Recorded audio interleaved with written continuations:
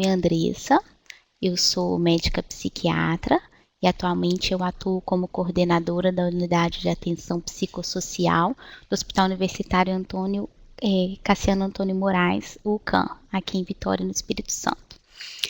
A aula de hoje é sobre urgências psiquiátricas na atenção primária à saúde. Bom, para começar, a gente precisa definir o que é uma urgência psiquiátrica. A urgência psiquiátrica, ela é qualquer situação de natureza psiquiátrica em que existe um risco significativo de morte ou dano grave para o paciente ou para terceiros, demandando uma intervenção terapêutica imediata. Na atenção primária, duas situações poderiam ser consideradas situações de urgência psiquiátrica: o comportamento suicida e a agitação psicomotora. Nós vamos falar um pouco sobre os dois comportamentos. O suicídio, ele é um ato deliberado, executado pelo próprio indivíduo, cuja intenção seja a morte, de forma consciente e intencional, mesmo que ambivalente, usando um meio que ele acredita ser letal. Essa definição de suicídio ela é bastante interessante porque ela já traz por si só alguns conceitos e alguns mitos relacionados ao suicídio, né? Então, primeiramente, é um ato deliberado e intencional, e essa intenção é sempre a morte. Porém, uma coisa que é extremamente comum no ato suicida é o que a gente chama de ambivalência. O que seria essa ambivalência? Apesar da intenção de morte, ainda existe no sujeito, ainda que em pequena quantidade, né, ou ainda que lá no seu inconsciente, um desejo de viver, tá? Então, ainda que essa intenção seja a morte, existe aquela ambivalência do desejo de continuar vivo. Essa morte poderia ser uma morte do desespero, uma morte da angústia. O indivíduo ele quer se livrar daquele sofrimento e não necessariamente da vida em si. Então, por isso essa ambivalência é tão presente e muitas vezes confunde, inclusive os profissionais de saúde, sobre a real intenção do indivíduo no ato suicida. Um outro conceito importante dentro dessa definição é de que é um meio em que ele acredita que ser letal. Então, não necessariamente o meio seja letal. Por exemplo, aquele indivíduo que chega no posto de saúde dizendo que tomou 2, 3 comprimidos de captopril, mas que cuja intenção dessa tomada de remédio tenha sido a morte. Isso por si só já é considerado um ato suicida, ainda que o meio não seja realmente letal. O que importa é que o indivíduo utilizou um meio que para ele seria um meio de provocar a morte. E dentro do suicídio, a gente tem os comportamentos suicidas, que são considerados os pensamentos suicidas, os planos suicidas e a própria tentativa de suicídio. Esse quadro mostra para a gente o quanto é prevalente o comportamento suicida na população em geral. Então, de cada 100 habitantes, pelo menos 17 chegaram a ter pensamentos suicidas. 5 tiveram planos, né, ou planejamentos suicidas. 3, de fato, chegaram a tentar o suicídio. E no topo do iceberg, no topo da pirâmide, apenas 1 chegou a ser atendido em pronto-socorro. Então, é aquela verdadeira história da ponta do iceberg. O que chega para a gente no pronto-socorro é muito menos do que, de fato, acontece na população geral em relação ao comportamento suicida.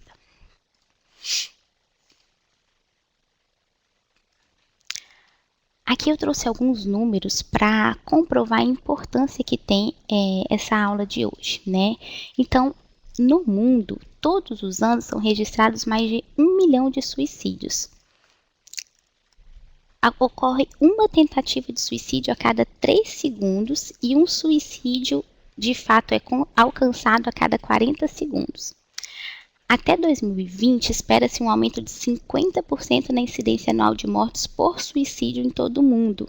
Isso vai superar o número de mortes por homicídio e guerra em todo o mundo. Então, é um número muito considerável. No Brasil, a gente tem um número de cerca de 10 mil suicídios por ano. E é o 8º país em número absoluto de suicídio. Porém, esses dois dados eles devem ser interpretados com cautela. Porque ainda existe o risco da subnotificação. O suicídio ele é uma situação de notificação compulsória. Em 24 horas da ocorrência, a gente precisa notificar a vigilância epidemiológica da ocorrência da tentativa ou do próprio suicídio. E acredita-se que esse número esteja ainda muito subestimado, tá? Ou porque não são notificados, ou por notificações incompletas, ou por aquelas notificações que às vezes vêm como acidente de carro, causas externas, e na verdade eram notificações para suicídio. Aqui eu trouxe os dados colhidos do DataSUS no Sistema de Informação de Mortalidade, da mortalidade por lesão autoprovocada no Espírito Santo de 2006 a 2016. 2016, os dados ainda podem ser modificados, por isso o asterisco, tá? E eu trouxe por região de saúde, tá? Então, vamos lá, isso é a cada 100 mil habitantes, dividido em região norte, central, metropolitana e sul, tá? Observem que os números em algumas regiões, eles não mudam muito, né? Assim, existe um número relativamente constante, mas em 2016 a gente já consegue observar, a partir de 2016 a gente consegue observar uma certa redução em relação aos anos anteriores, tá?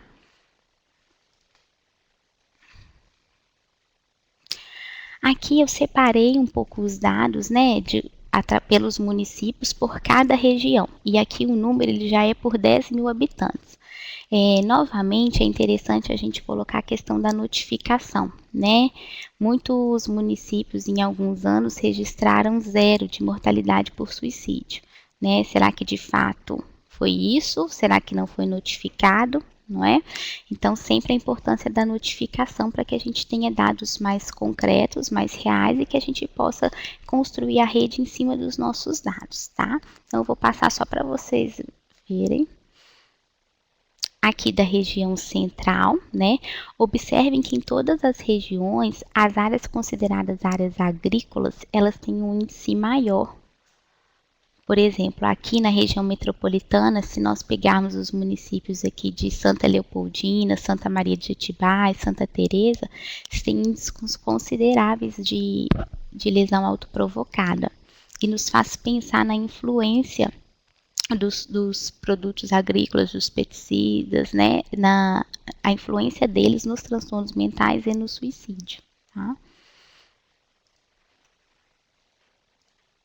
Aqui a região sul, também em áreas agrícolas a gente tem um maior índice.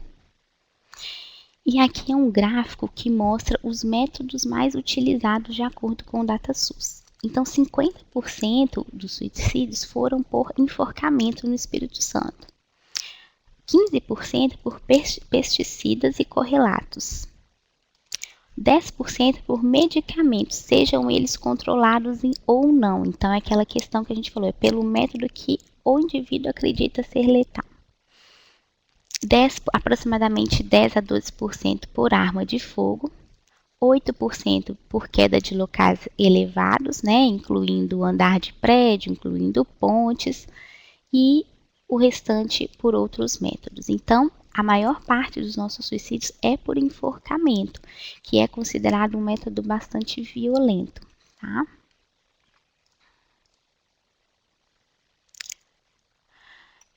Aqui eu trouxe um pouco sobre os mitos e verdades, porque o tema suicídio ele ainda traz muito tabu e algumas falsas crenças, o que faz com que os profissionais, mesmo os leigos, tenham alguma dificuldade em lidar com a situação. Não é? Então vamos começar. Aqui é a questão de que o suicídio ele seria um direito, um livre-arbítrio do indivíduo. Isso muitas vezes, né, quase que invariavelmente, não é verdade, porque a maior parte dos indivíduos que estão com ideação suicida ou que tentam o suicídio, eles estão sofrendo por um transtorno mental, por uma doença mental. E que se a gente trata essa doença mental de forma adequada, esse pensamento, esse comportamento suicida, ele desaparece, tá? esse aqui, de que quando uma pessoa pensa em suicidar, ela terá um risco de suicídio para o resto da vida. Isso também não é verdade, né? Mais uma vez enfatizando que o acompanhamento e o tratamento, eles podem ser muito eficazes na prevenção e no tratamento. Esse aqui é bastante comum, né? Esse mito a gente ouve bastante. Então, que as pessoas que ameaçam se matar, elas não farão, né? Que quem realmente quer se matar não fala. Isso é o maior mito relacionado ao suicídio. As pessoas, elas dão sinais, elas falam, elas deixam carta, elas pedem ajuda. Então, a gente precisa ouvir, principalmente nós profissionais de saúde, a gente precisa ter essa escuta empática de qualquer pedido de ajuda, de qualquer pessoa que diga que tem alguma intenção, ainda que ela pareça ingênua, porque isso muitas vezes é um pedido de ajuda. Então, essa ideia de que as pessoas, elas não, as que querem realmente se matar não vão fazê-lo, não vão falar, não vão contar, vão lá e fazem, isso é um grande mito, tá? Isso aqui é o seguinte, a pessoa que às vezes está muito deprimida, ela tem tratamento, ela pode melhorar, porém a gente não espera uma melhora rápida de um dia para o outro, né? Então a gente também precisa ter essa ideia de que as melhoras muito rápidas, elas também são preocupantes. Pode ser apenas um alívio da pessoa, daquela pessoa que já tomou a decisão, que já fez aquilo que achava que precisava fazer, por exemplo, de deixar uma carta, de deixar um testamento, né, de resolver pendências financeiras.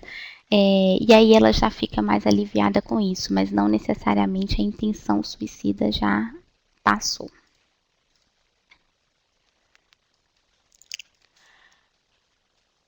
Uma coisa também muito importante que a gente tem que ter em mente é que os primeiros dias, né, a primeira semana que se segue a uma alta hospitalar ou uma tentativa de suicídio, é um momento de maior risco para aquela pessoa. Então, assim, tomar muito cuidado com os pacientes que receberam a alta, né, principalmente na primeira semana do pós-alta, e naqueles pacientes que também tiveram uma tentativa de suicídio, tá? Então, logo depois o risco é muito maior. Esse também é outro mito, né, que é muito importante de ser dito, que a gente não deve falar sobre o tema. Alguns profissionais de saúde têm, inclusive, medo de abordar a questão com o paciente, né? Falar, mas se eu perguntar, se o paciente, ele nem falou nesse assunto, se eu perguntar, eu posso induzi-lo, eu posso dar ideia. Não, muito pelo contrário. O fato do profissional de saúde tanto abordar o tema ativamente quanto se colocar numa escuta empática desse tema faz com que o indivíduo se sinta muito aliviado e que possa ter ali até um contrato de não suicídio com aquele profissional, né? Isso alivia muito a tensão e faz com que aquele indivíduo que às vezes está bastante desesperançoso, desamparado, se sinta amparado e mesmo comece a retomar alguma esperança. Então a gente sempre deve abordar e a gente vai ver como fazer isso na atenção primária. E por fim, o último mito é de que a mídia seria proibida de abordar o tema. A mídia não é proibida de abordar o tema, a questão é a maneira como se aborda, né? Evitar colocar detalhes sobre o método, sobre o planejamento, evitar aquelas notícias mais sensacionalistas e principalmente nos dias de hoje, não só a mídia, mas nós todos temos que nos colocar numa posição bastante empática de não ficar divulgando em redes sociais cenas, vídeos, fotos, né, que é uma coisa muito comum. Isso não ajuda em nada, isso às vezes traz mais culpa, isso às vezes traz mais constrangimento. Então, evitar ficar fazendo piada, evitar banalizar o tema e principalmente isso, evitar ficar colocando em redes sociais vídeos ou fotos que não vão ajudar em nada.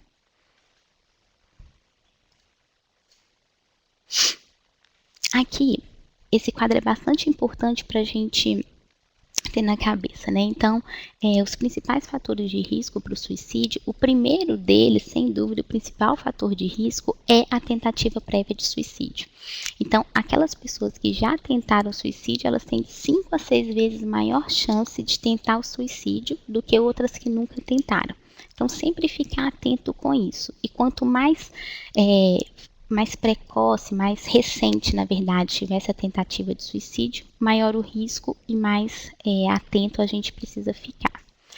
Depois, os homens têm um risco maior do que as mulheres, né? Aqui é interessante porque, assim, as mulheres, elas tentam de 3 a 4 vezes mais do que os homens, e os homens, de fato, consumam de 3 a 4 vezes mais do que as mulheres. Esse número tende a mudar, já os estudos mais atuais já mostram uma diminuição nessa diferença, mas o que acontece é que geralmente as mulheres tentam com meios menos violentos do que os homens, e por isso eles acabam alcançando um índice maior de suicídio e as mulheres maior de tentativas, tá? A idade, os idosos sempre foram a população de risco para o suicídio. Porém, a gente precisa ter muito cuidado e bastante atenção, porque tem crescido muito o índice de suicídio entre os jovens, adolescentes, adultos jovens. Então, essa população entre 15 e 30 anos, o número tem sido crescente. Então, é uma população que a gente precisa ficar bastante atento. Outra coisa é a presença de transtorno mental. A gente vai ver quais os principais transtornos mentais, tá? A história familiar, tanto história familiar de suicídio quanto história familiar para transtorno mental. Aqui a gente precisa ver qual é o amparo social desse indivíduo. Então, os indivíduos solteiros, separados, viúvos, sem filhos, eles também têm uma maior tendência. Aqueles que têm mais laços sociais, eles estão mais protegidos. Indivíduos desempregados, moradores de áreas urbanas. Aqui também bastante importante as minorias, né? Algo que a gente também tem visto com frequência. Então, população indígena, população de rua, a população LGBT. Então, também são essas minorias, a gente também tem que ter um olhar diferenciado para o risco de suicídio. As perdas recentes, sejam elas perdas por separação, seja por briga, não é? Seja por... enfim. Os indivíduos que têm pouca resiliência, então pouca capacidade de lidar com situações novas, não é? De pouca capacidade de enfrentar bem as mudanças, eles também têm maiores fatores de risco. A impulsividade é um fator bastante importante. Estão pedindo para falar mais alto, gente, vou falar, tá? Se tiver ruim, pode me falar que eu corrijo.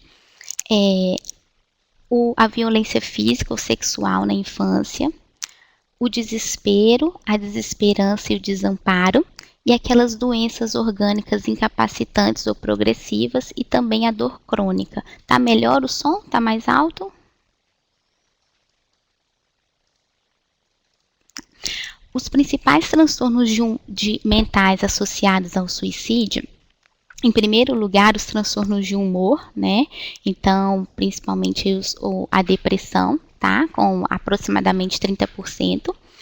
Os transtornos por uso de substâncias, em especial o álcool. Então, dos indivíduos etilistas crônicos que têm dependência de álcool, de 5 a 10% podem tentar o suicídio. Então, a gente também tem que ter bastante cuidado com essa população.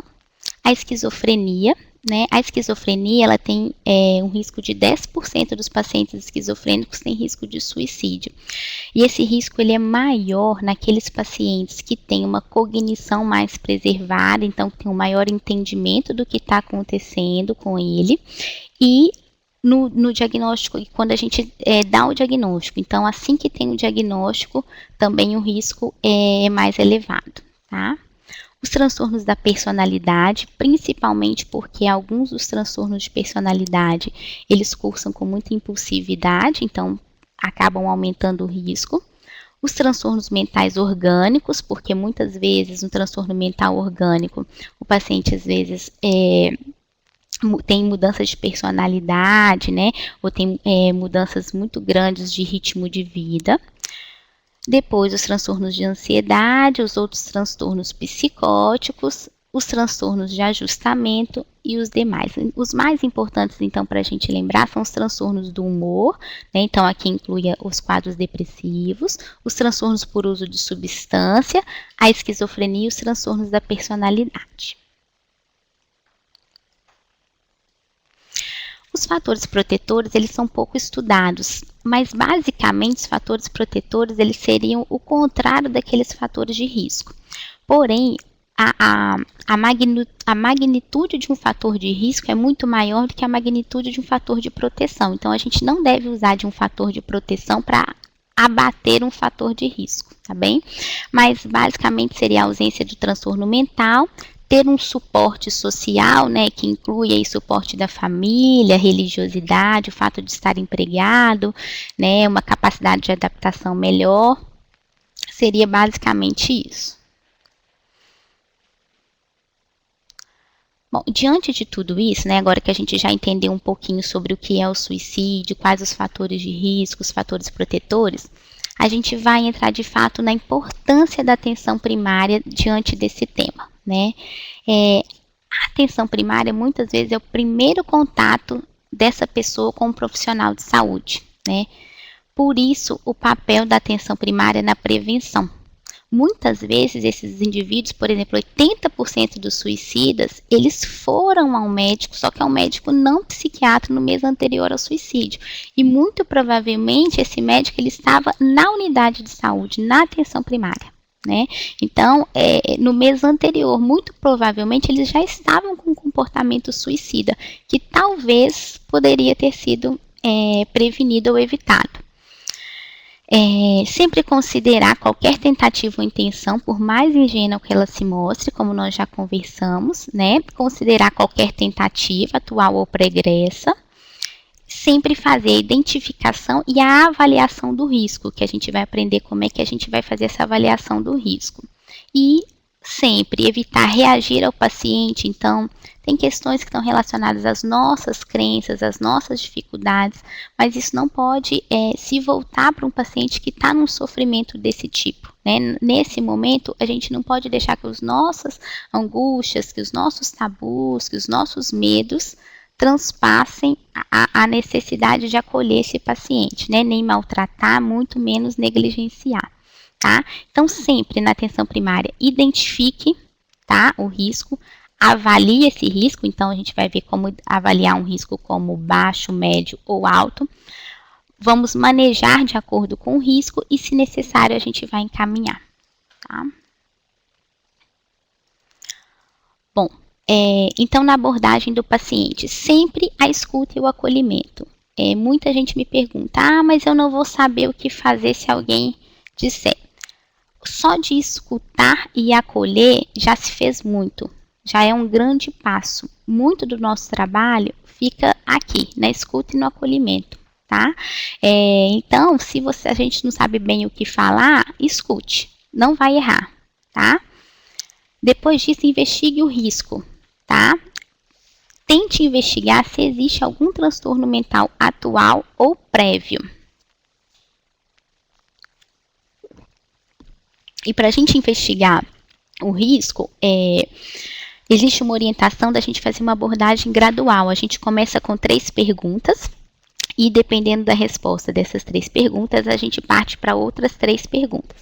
Então, seria assim, né? A gente, depois que você já escutou, já acolheu, já fez aquele vínculo com o paciente, você vai perguntar, né? Você tem planos para o futuro? Se a resposta do paciente, né, for não, a gente já vai começar a ficar um pouco mais atento. Depois nós vamos perguntar, a vida vale a pena ser vivida? O senhor acha que vale a pena essa vida que o senhor está vivendo? Vale a pena viver? Se a resposta for não, a gente também já vai tomar mais cuidado. E por fim, a gente vai perguntar, se a morte viesse, ela seria bem-vinda? Se o indivíduo responder que sim, a gente tem que partir para as outras 3 perguntas. Se não, se for alguém que diz que tem planos para o futuro, que a vida vale a pena ser vivida e que a morte não seria bem-vinda, a gente encerrou aqui a nossa identificação do risco. Depois, as outras 3 perguntas seriam, você está pensando em se machucar, ou se ferir, ou fazer mal a você mesmo? Depois, você tem algum plano específico, né? Se a pessoa responde que sim, a gente vai perguntar sobre o plano. Existe algum plano específico? Como é que você pensou isso? Você já pensou em como fazer? e depois perguntar se foi feita alguma tentativa de suicídio recentemente, né? Primeiro porque toda tentativa de suicídio, mais uma vez, é um fator de risco muito importante e porque quanto mais recente, maior o fator de risco. Tá? Então, se a gente conseguir fazer essas 3 primeiras perguntas para o paciente, a gente já consegue fazer uma boa identificação do risco, saber onde a gente precisa aprofundar e aqueles em que a gente, no momento, não precisaria se preocupar. Tá?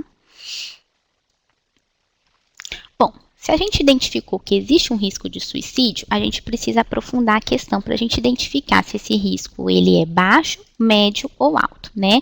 Então, sempre perguntar sobre os meios acessíveis. Então, se tem arma em casa, em que andar que mora, se tem acesso a medicamentos, tá? Saber sobre a letalidade do plano, então, o quão violento é esse método planejado.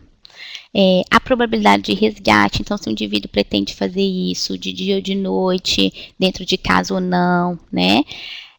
Se já existe uma preparação, então se o indivíduo já deixou uma carta, um testamento, se ele já vem acumulando comprimidos. Mais uma vez, a tentativa prévia, tentar investigar a habilidade dessa pessoa em controlar os impulsos.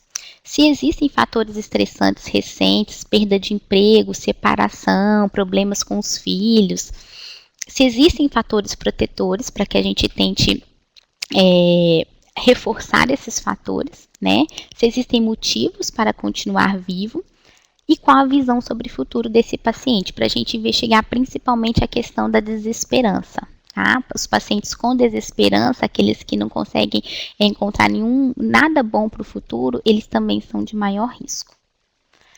Depois que a gente investigou isso, a gente vai conseguir definir qual o risco desse paciente para fazer a melhor condução. Então, o paciente considerado de baixo risco seria aquele paciente que tem o pensamento suicida, mas ele não tem um planejamento. Então, ele até já pensou em morrer, ele até acha que a vida não vale a pena ser vivida, mas ele ainda não tem nenhum planejamento, né? Ou ele ainda mantém alguma esperança, ele ainda tem alguma expectativa de futuro.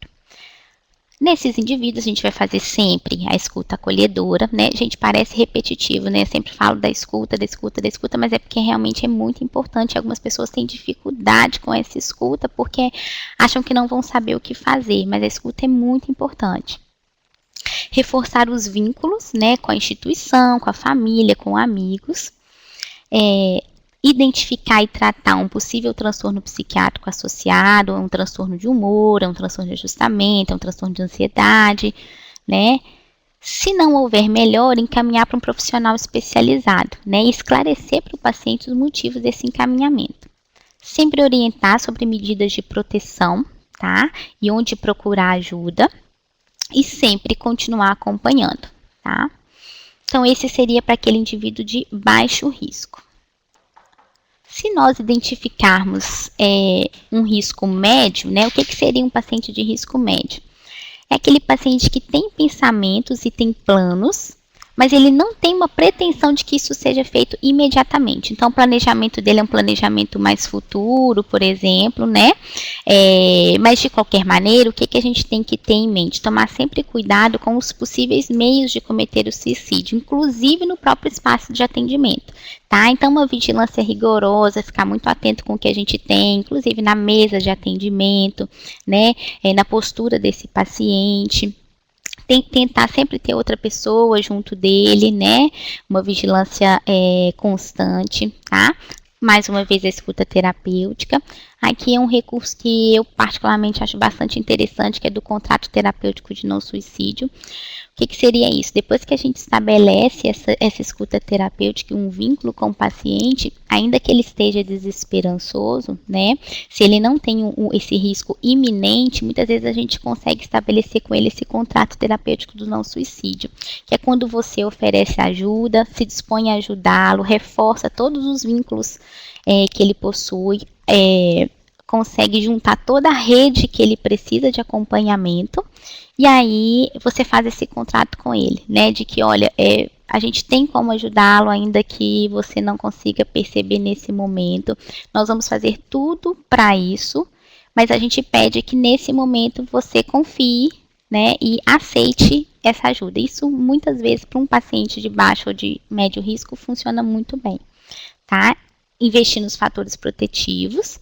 A família e os amigos, eles devem ser sempre parceiros no acompanhamento, então eles têm que entender do que é o processo, de como é a prevenção, do quando se preocupar, quando não se preocupar e onde recorrer. Encaminhar para uma equipe de saúde mental para avaliação e conduta o mais breve possível, tá? E pedir autorização, se o paciente estiver sozinho na unidade de saúde, por exemplo, pedir sempre autorização para entrar em contato ou com a família ou com algum amigo, tá? Sempre para reforçar os vínculos sociais, mas sempre preservando também o sigilo do paciente em relação a outras questões. E sempre orientar sobre as medidas de prevenção. E por fim, aquele paciente de alto risco é aquele que já planejou, ele já tem o meio para fazer, então aquele paciente que planejou, por exemplo, um enforcamento, ele já comprou a corda e ele já sabe onde ele vai fazer. Ele vai para a mata X, fazer na árvore tal, que ele já viu que a altura é suficiente, enfim. Ou é aquele que ele acabou de tentar, teve uma tentativa muito recente, ele se apresenta muito rígido, então ele ainda continua com o pensamento e com o plano, ele não se arrepende da tentativa anterior, né? Ele, pelo contrário, ele se arrepende de não ter conseguido, então esses pacientes também são de alto risco. Ou é aquele que já tentou várias vezes num curto espaço de tempo, né? Com esses pacientes, é vigilância rigorosa constante, não deixar sozinho. Tomar extremo cuidado com os meios que a gente tem no próprio atendimento. Também o contrato de não suicídio, mas esse contrato de não suicídio, ele já é muito mais frágil do que com aqueles outros, com os outros riscos, tá? Precisa se informar a família e sempre, nesse caso, sempre encaminhar para uma equipe de saúde mental. Esse encaminhamento ele tem que ser via ambulância, com vigilância rigorosa, né, com todos os técnicos, quem acompanha, motorista, todos cientes de como prevenir o suicídio, inclusive no caminho, né? E aí essa equipe de saúde mental, seja ela uma equipe de CAPS, de pronto-socorro, né, vai avaliar a necessidade ou não de internação. Tá? De caso a caso. Mas sempre, aqui eu vejo muito também acontecer um paciente de alto risco que é encaminhado, mas às vezes é encaminhado por meios próprios. Né? Se ele é de alto risco, ele precisa de uma vigilância o tempo todo. Então, esse encaminhamento é como se fosse um paciente com uma hemorragia digestiva, em que você vai ter que fazer esse encaminhamento via ambulância.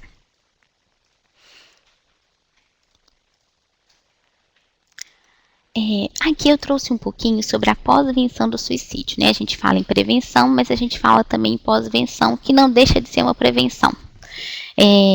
A pós-venção é um período de ajustamento vivenciado pelos familiares, pelos amigos e por outros contatos do falecido, né? Seriam sobreviventes de suicídio. Por que isso? Porque cada suicídio ele tem um sério impacto na vida de pelo menos outras 6 pessoas. E esses sobreviventes de suicídio, eles precisam de suporte tanto para lidar com o luto, para lidar com a culpa, para lidar também com possíveis transtornos mentais que eles possam ter e aí sim evitar e prevenir novas tentativas de suicídio, novos índices de suicídio.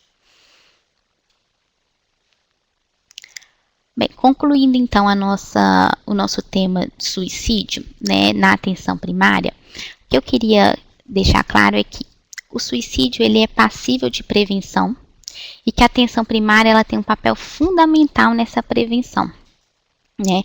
Muitas vezes ela é a porta de entrada do sujeito, ela é onde os pacientes passaram por consulta ou por qualquer tipo de atendimento no mês anterior à tentativa de suicídio, é o local onde os profissionais conhecem aquele paciente, conhecem sua família, qual o real vínculo social que ele tem, quais os problemas que ele tem enfrentado. Então, a atenção primária tem um papel fundamental na prevenção do suicídio. Sempre a escuta e o acolhimento, sempre tentar identificar e tratar os transtornos mentais, porque como a gente viu, quase invariavelmente essas pessoas estão sofrendo de algum transtorno mental e o tratamento desse transtorno contribui muito para que esse risco de suicídio cesse. A importância da notificação, né? Sem notificação a gente não consegue trazer dados reais, dados precisos, e fica difícil, às vezes, construir a rede. Então, a notificação é muito importante para nós profissionais que estamos na assistência, porque isso nos auxilia na construção dessa rede e até de cobrar dos nossos gestores, né, profissionais, equipes, capacitações, porque a gente consegue justificar o quanto isso tenha ocorrido no nosso território, né? Lembrar sempre do papel da pós-venção, então sempre um cuidado para essa família, para os amigos, para esses sobreviventes do suicídio. E lembrar sempre do problema, né, entre aspas, das redes sociais, que podem ser bem usadas ou podem ser muito mal utilizadas. Então, é nosso papel também, quando a gente nos virmos numa situação dessa, recebendo em grupo de WhatsApp, não é? Agora que a gente já sabe que isso não ajuda, a gente colocar, também orientar nessas pessoas. Muita gente faz, às vezes, achando que está ajudando, porque acha que aquilo é de forma inocente, mas agora que a gente sabe, é um papel nosso também orientar, tá?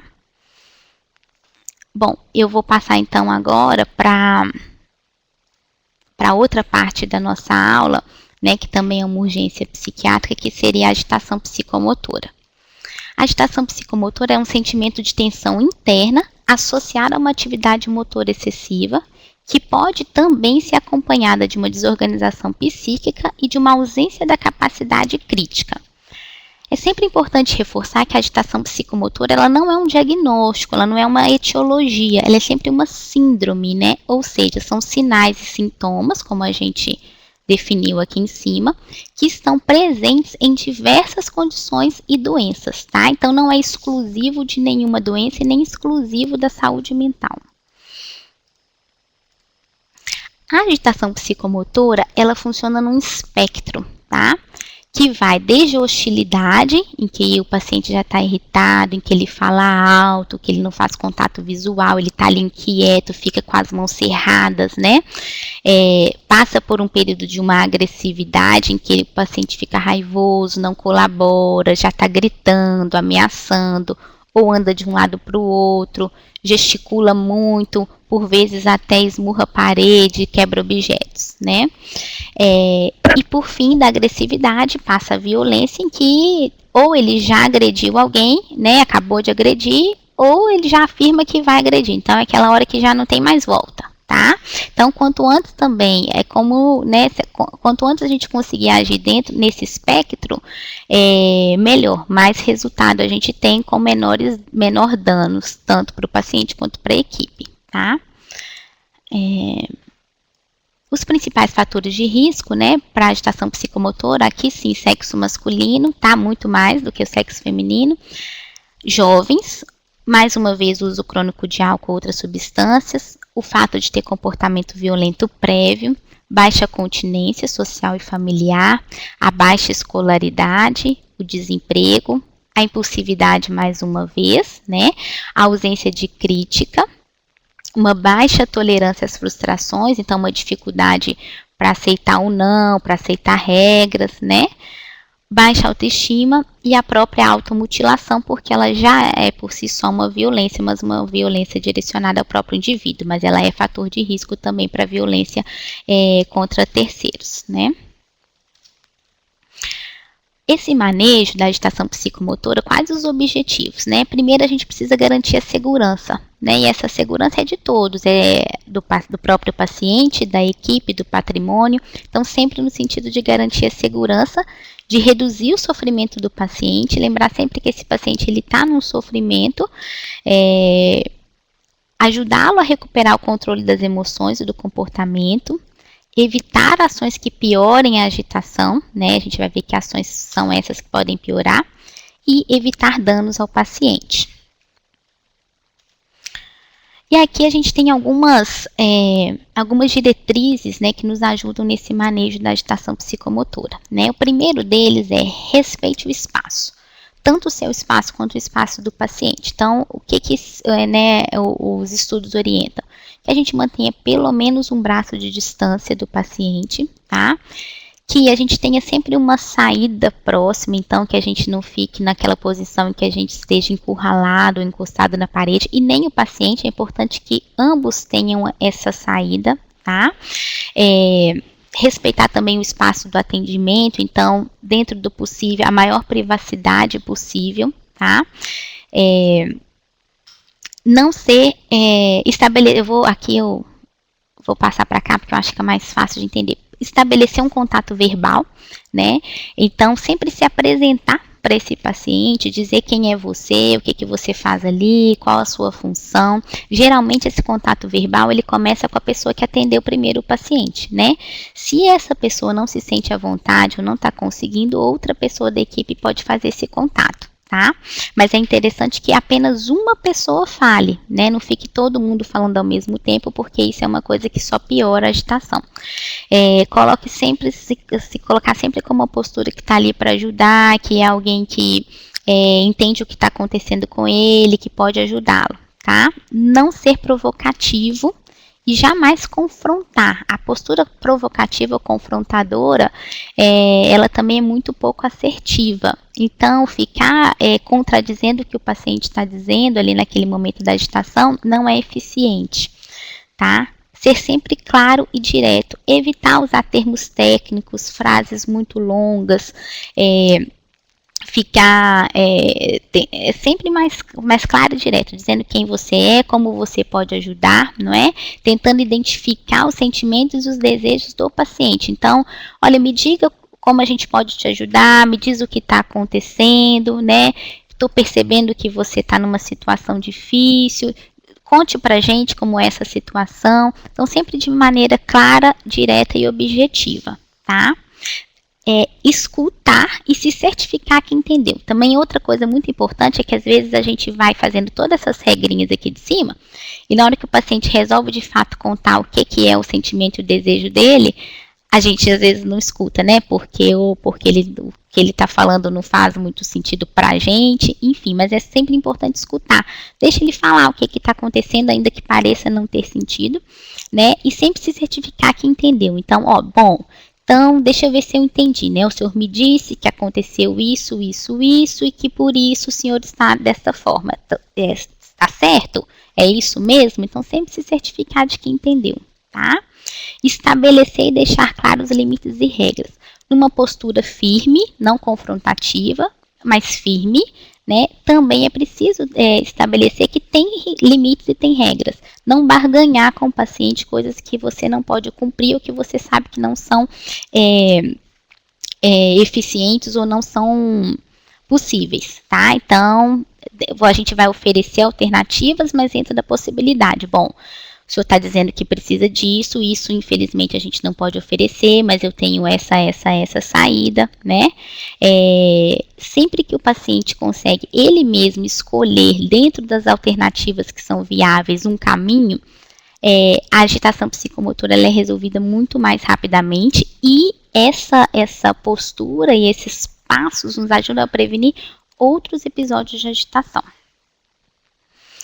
Em relação ao manejo farmacológico, mais uma vez a preferência do paciente é importante, então, dentro do possível, sempre perguntar se tem algum remédio, se isso já aconteceu, se ele se dá bem com algum tipo de medicamento, se ele deseja tomar algum medicamento, né, se esse medicamento pode ser por via oral, ofereça sempre um medicamento de via oral primeiro, né, é sempre melhor do que a via parenteral, isso tudo dentro do possível, né, sempre pensar em tranquilização e não em sedação. Antigamente, né, pensava-se em sedar o paciente. Hoje não, hoje a gente pensa em tranquilizá-lo, né, porque o paciente tranquilo, ele consegue também falar sobre ele, falar sobre suas preferências e se corresponsabilizar nesse manejo, tá?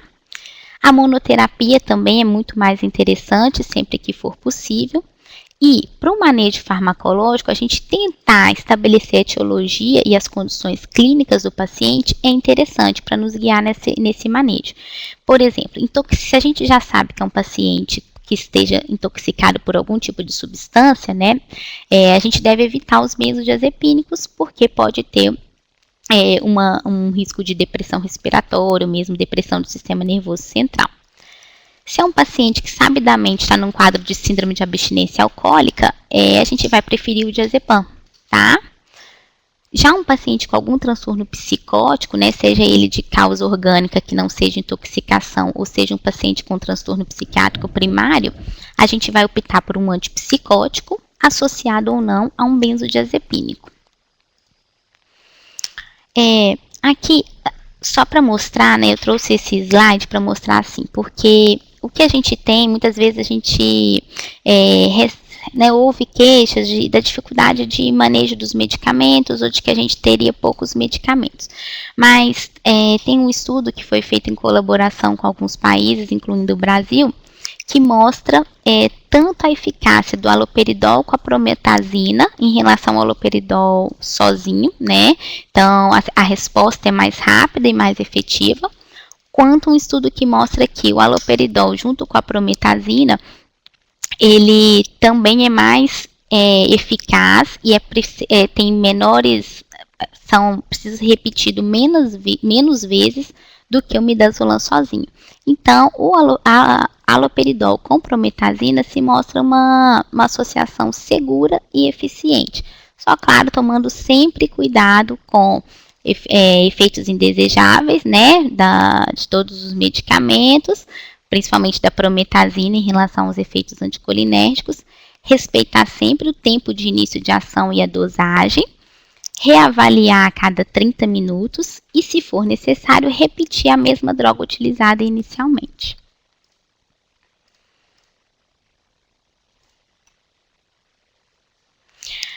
Por fim, eu trouxe um pouco da contenção mecânica, né? Mas ela é o nosso último recurso, né? Todos os estudos também já mostram que se a gente consegue manejar a agitação psicomotora sem a contenção mecânica, os riscos são muito menores, né? Então, os danos para o paciente são muito menores, a gente consegue prevenir novos episódios e a duração da agitação também é muito menor.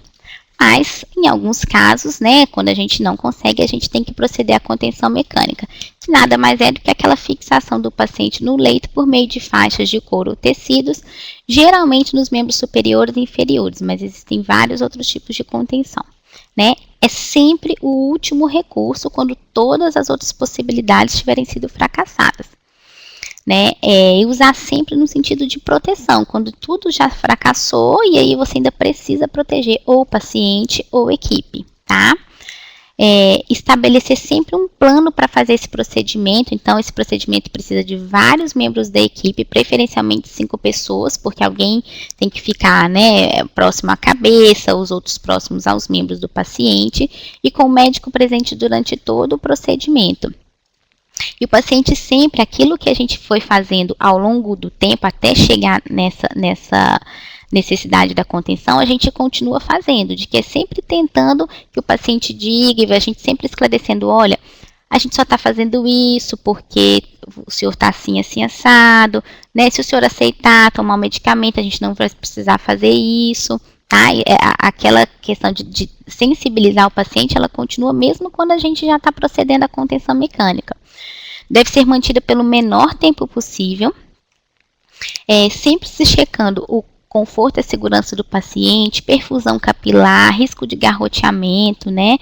Compressão de tórax quando se faz contenção torácica, que também tem que ser o último recurso, né? Uma observação contínua da equipe de enfermagem, sinais vitais rigorosamente monitorados e reavaliação do paciente a cada 30 minutos, né? Tanto para a gente rever sinais vitais, perfusão, enfim, quanto para rever a necessidade de manter a contenção. A retirada ela deve ser realizada também por vários membros da equipe, tá? E tudo tem que estar muito bem registrado em prontuário, tá bom? A indicação, por que foi feita a contenção, quanto tempo durou, se houve alguma intercorrência, quantas vezes os sinais vitais foram aferidos, tudo bem anotado em prontuário, mas lembrando sempre, é o nosso último recurso.